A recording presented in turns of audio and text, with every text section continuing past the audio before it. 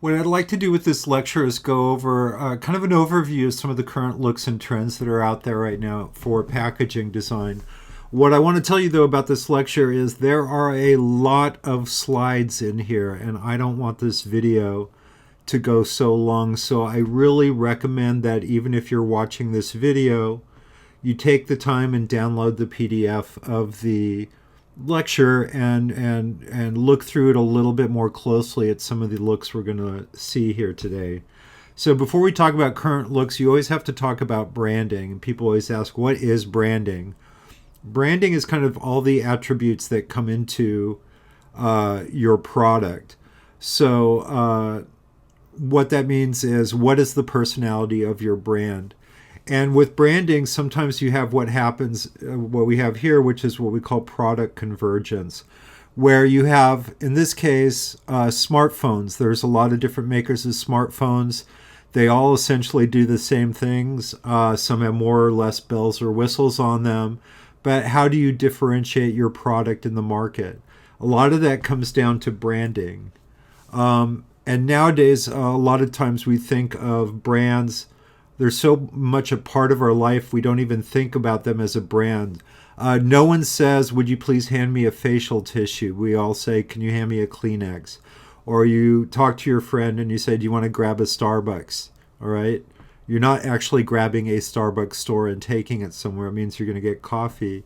Or we don't ship something, we'll just FedEx it. Now, you may not actually send it through FedEx. It may actually go through the post office, but it's become shorthand, and it just shows how much these brands have become a part of our life. How does that apply to packaging? Well, here is Tiffany's packaging.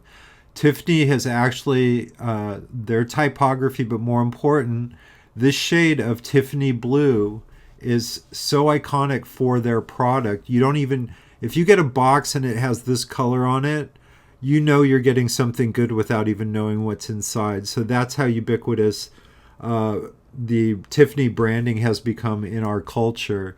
But you see branding in a lot of different categories. Life Water is really great. They've really done this really kind of beautiful branding across all their products with typography, with graphics, with illustrations.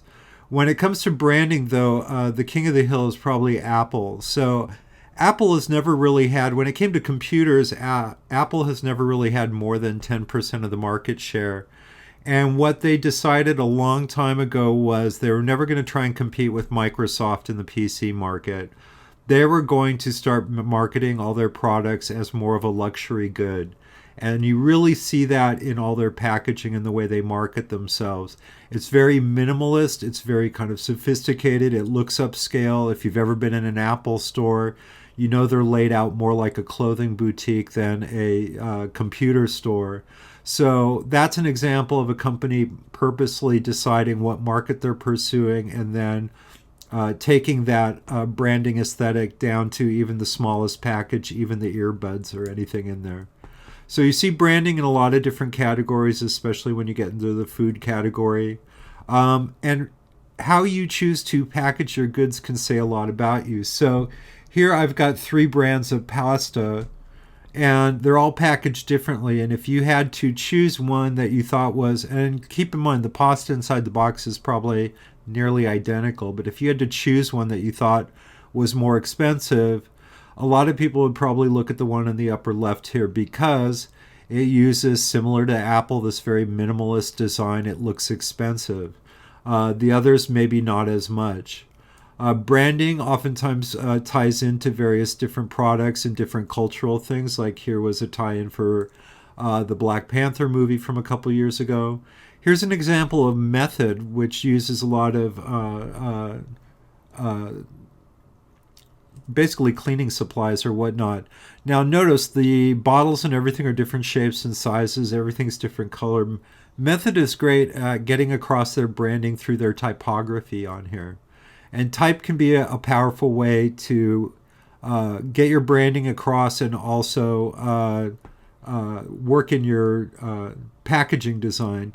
So here's kind of a more kind of street style hand-done type on the left, which has a certain attitude to it. And then on the right, here you've got some more kind of old style, Victorian style typography, which has a totally different personality to it as well. So here are more examples of branding, either through type or through color, pattern. Pattern is going to be something that you see comes up over and over again, and pattern is actually one of the big trends right now in packaging design. More examples of kind of minimalist design, which we'll get to. Using imagery, in this case, illustrations, graphic illustrations, combined with pattern, as you can see in the upper right here. And so going over some of these trends, one of the big trends in packaging design is what we call aspirational. And the best example of this is Target. And years ago, Target realized they were kind of the underdog when it came to competing with Walmart. And they realized no matter how low they lowered their prices, Walmart could always go lower. And so they weren't going to win the competition on price. And what Target decided to do years ago is basically transform themselves into Target. They were going to be more upscale. Now, the products themselves may not be more upscale, but the packaging of everything, as you can see with their glassware, they're going for kind of that minimalist look. They also partnered with a lot of celebrity designers and chefs to come up with their own brands. So Philippe Starck is a very well-known designer. There you can see a line of products. And what we talk about with aspirational is you are buying products oftentimes based on the packaging that maybe your income isn't that high, but you're aspiring to a higher lifestyle. You aspire to a lifestyle of someone who makes more money than you currently make. Or it could be, in the case of the cookware here, Mario Batali is a very famous, well-known chef. And if you buy his cookware, you will cook like him. Now, if you're a bad cook, you'll probably be just as bad with his cookware, but you are aspiring to be a world-renowned chef.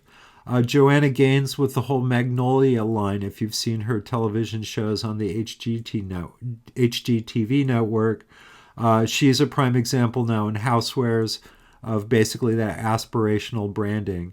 And you can see that in a lot of things. The one I particularly like are the skinny cans of Diet Pepsi. If you think you need to lose weight and you think drinking Diet Pepsi, well, look, even their cans are skinny. So, of course, Coke got in on the action as well. So it's this idea that if you drink 20 skinny cans, you're not going to lose weight, but you can think you are. More examples of this aspirational branding as well. Then there's conceptual package design. This is a real famous example from Target. Target had their own pharmacies and they went to reinvent the traditional pill bottle. And what everyone complained about was the labels were hard to read because they wrapped around the cylinder and you had to keep twisting it. They were also difficult for seniors and people with some mobility issues to open. So Target came up with this really unique conceptual way of redesigning the pill bottle. They flattened it, which allowed you to put a flat label on it, which made it very, very easy to read. Also, the flat shape of the bottle itself, it made it much easier to use. It's almost like a doorknob. You could grab the bottom and then just very easily grab the top and twist. And then they also added these color rings in there. So if you had groups of medication you had to take at certain times, you could group them all together. This won a ton of awards, but then a few years ago, Target decided they didn't want to be in the pharmacy business, and they essentially contracted out their pharmacies to CVS. And the minute CVS took over, they ditched all this and went back to the standard amber pill bottle that everyone's familiar with. Conceptual packaging design can come in many forms here. Here are some that are a little bit more humorous. Here are some that, again, kind of minimalist design and this ties into another trend I'll talk about at the end here of sustainability. How can you package goods in the least amount of material so you have the least amount of material ending up in a landfill? So more examples of conceptual design. And again, I'm spinning through these pretty quickly, but please take the time and look at the PDF of the lecture. I love the pistachio packaging that's designed to look like a pistachio. Some more ideas with illustration and the construction of the packaging itself. So different materials, plastic, metal. Here you have Pantone, the famous color standardization company. They had, for a time, were thinking of getting into the paint market, and they decided to create square cans that mimic the famous Pantone paint tabs. This is great too. These are soups over here that come in a little container, and the idea is you want soup on a cold, rainy day, and all the packaging looks like nice, warm sweaters. So, more examples of conceptual design. Then we get to one of the first big trends going on right now in package design, and that's working with pattern. So, you see a lot of brands working with packaging, graphic packaging. A lot of brands actually use it to differentiate different flavors in a product category. They can be more illustrated patterns, as you see here, more graphic patterns, as you see here, more decorative patterns that kind of hark back to some earlier design periods like Victorian design or mid-century modern design. Again, more decorative patterns, illustrated humorous patterns. Here's a good example of differentiating brands with patterns here. So different ways. Here's an illustration, more illustrated examples. And then another trend is minimalist design. And part of this is just, again, to address the idea of sustainability. How can you use the least amount of material to package your material? But it takes it beyond that with minimalist design. It's using very kind of minimal type, kind of clean typography, not a lot of really busy patterns or anything in it. Here's some examples of more minimalist design with typography, with graphics. You see this a lot, especially with wine labels as well. Here's a really great example of minimalist pasta packaging. Another good trend is humor. You can see this. Now, obviously, it depends on your brand, and I don't know why people think pasta should be a humorous thing, but you do see a lot of humorous takes on pasta. And again, here you can see the juice boxes. Now, it depends on your product here. You know, if you're selling something a little bit more sober, you probably, if you're selling life-saving medicine, you probably don't want to package it in a humorous way. But depending on the product, here you can see some done with illustrations. I love the ones on the top. When you tear the tab to open it up, you can see it reveals another little bit of the illustration here. So when you tear the tab here, it's revealing a skull underneath. Here you've got the sunglasses. So, and it can lead to even the way you construct or design the construction of your packaging. Had to throw in a gratuitous Dachshund reference here, even though it's in Russian. So again, obviously, if you're marketing to younger people, you can really get away with this humor a little bit more. But you can also do it for people in older age groups. This, I don't know how I feel about it. Sometimes I think it's very clever. Sometimes it's just kind of disgusting. But more examples of humor in illustration. Next trend we'll talk about is retro design, kind of referencing design periods that have come before. In this case, what I like about this packaging, it really references mid-century modern design with a lot of color blocking and pattern, but it's done with a modern twist, so it definitely seems like it's of today and not of the 50s and 60s. Here's designs that are more in that Victorian design. Again, another example. Here's modern take on Victorian design with all the different typefaces. Definitely Victorian design you can see here with all the decorative things. More retro designs, again, the color blocking from the mid-50s and 60s. More examples of that with the type choices here. Now, when we say retro, you want to make sure that you're not trying to mimic something exactly from the period. You're trying to take those styles but give it a modern twist, and I think both these examples look completely modern with also referencing past design periods. Kind of the psychedelic 60s and 70s. Leads us into typographic trends. And you're seeing a lot more in packaging typographic solutions. Now, Coke and Diet Coke have been around so long, and everyone is so familiar with their logos and their typography, they can actually get away with basically blasting their types up so large it turns macro and almost can turn into abstract designs on here. The Coca-Cola company is also so large they've actually commissioned their own typeface. So this is Coca-Cola Unity. It is their copyrighted font that they use in all their advertising and marketing and packaging.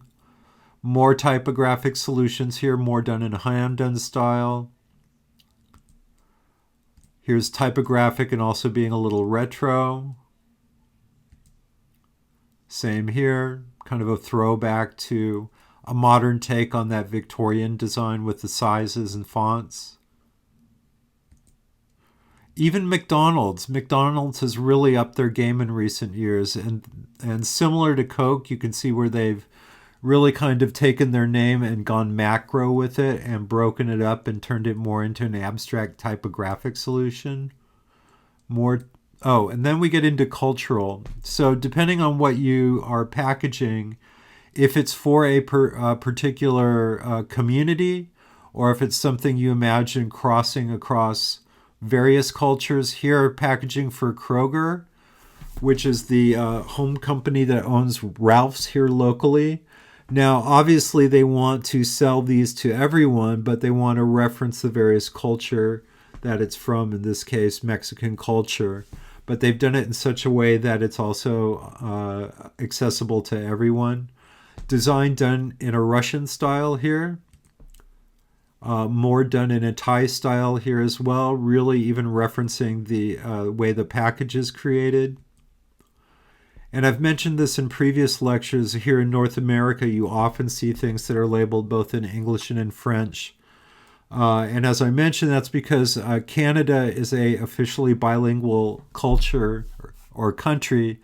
Everything there has to be in both English and French. And to save money and not have to come up with separate packaging, a lot of companies just do one that's sold both here and in Canada.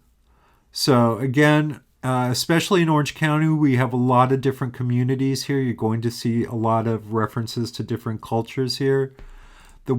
So that may be something to take into consideration depending on what you choose for your packaging assignments. Even Lay's here you can see. And as we head into the Lunar New Year, you can see that. Now, when you do package across cultures, you need to make sure you're not making any unnecessary mistakes that can be a turnoff to other people. So I've gathered some of the worst examples I could find.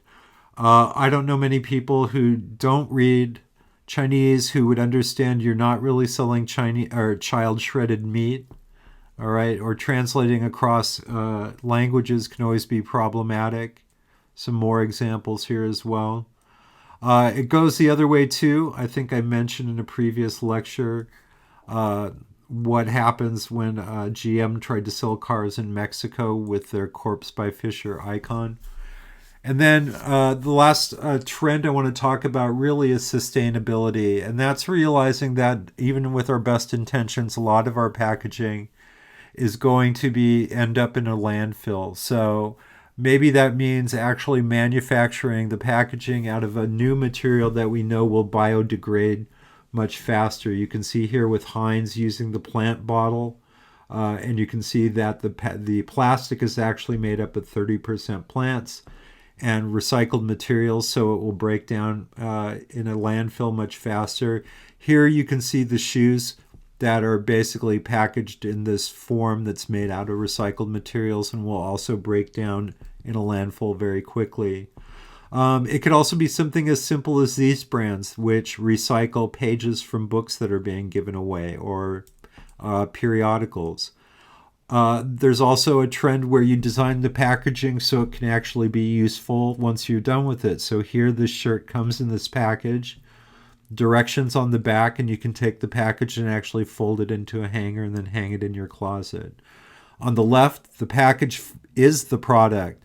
The package that holds the electrical actually is the lampshade. So once you open it and take out the bulb and the wires and everything, then you can fashion the package itself into the light shade.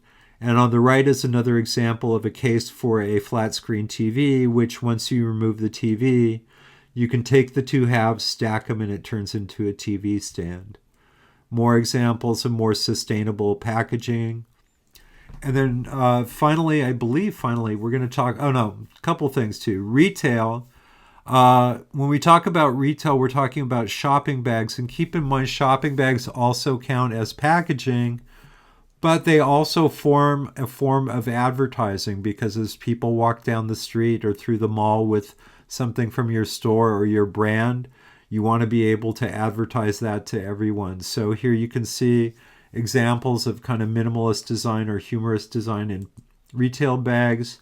Humor can be really big also in shopping bag designs as well. Sustainability, again, with cloth reusable bags.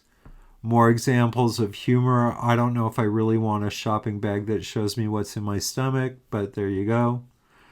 And then point of purchase, having packaging that actually turns into the display that your brand or your product is being used with.